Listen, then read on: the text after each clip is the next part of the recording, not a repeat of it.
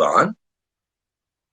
In life, Yes. you know how it goes in life. Mission accomplished, fait accompli. And since that day, literally since July 1st, I have been contacted by some of the most amazing human beings, honestly, that I've ever met. And most of them in the military, Val. Oddly, incredible. Yes. And I was contacted by someone who's become really a dear friend. And full disclosure here, Val, if I get emotional this morning, just put my mute button on, right? I won't do that. But I was You get to be honest and real. Well, you know this, Val, because you, as usual, were on the inside track. And knowing this, Captain James McCormick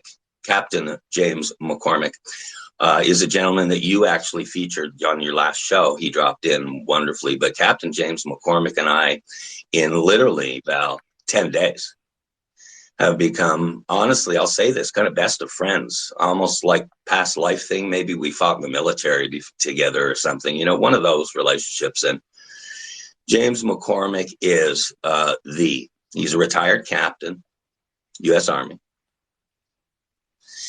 He is not only a Purple Heart recipient, he is a 3-time Purple Heart recipient.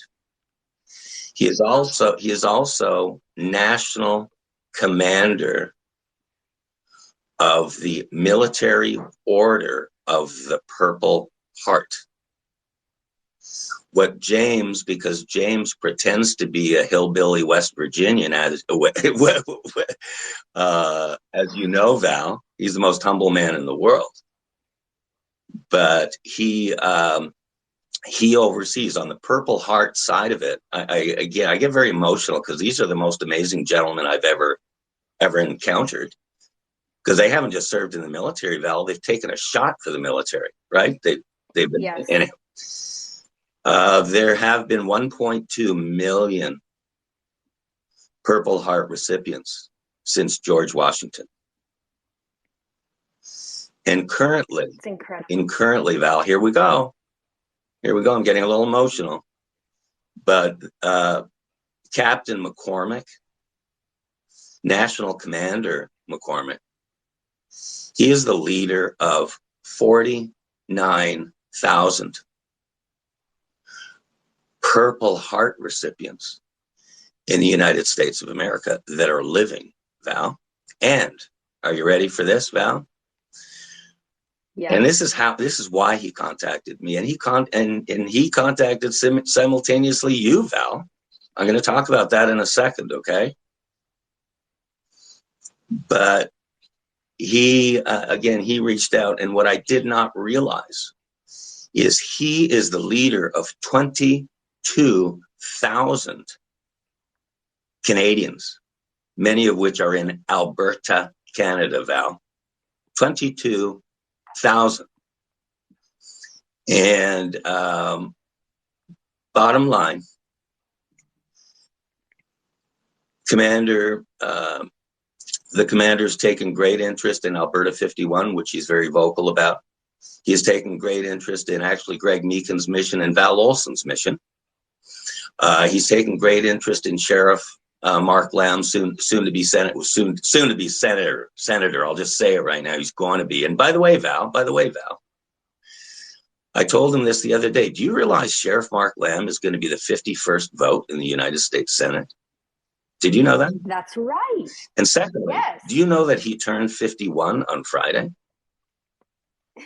Did you know that Sheriff Lamb is a big proponent of AB 51? And I think there are more 51s to come, but I thought that was very, very poignant, just to digress for a second. But back to the captain. The captain was invited on Fox News by Brian Kilmeade about a year ago to discuss the Afghanistan awful pullout by our current president. This is who this captain is. This is who this commander is.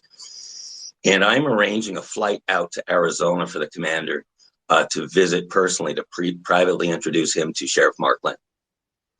Because the unheralded thing about what all these incredible Purple Heart guys. And by the way, it's not just the 49,000. It's not just the 22,000 in Alberta.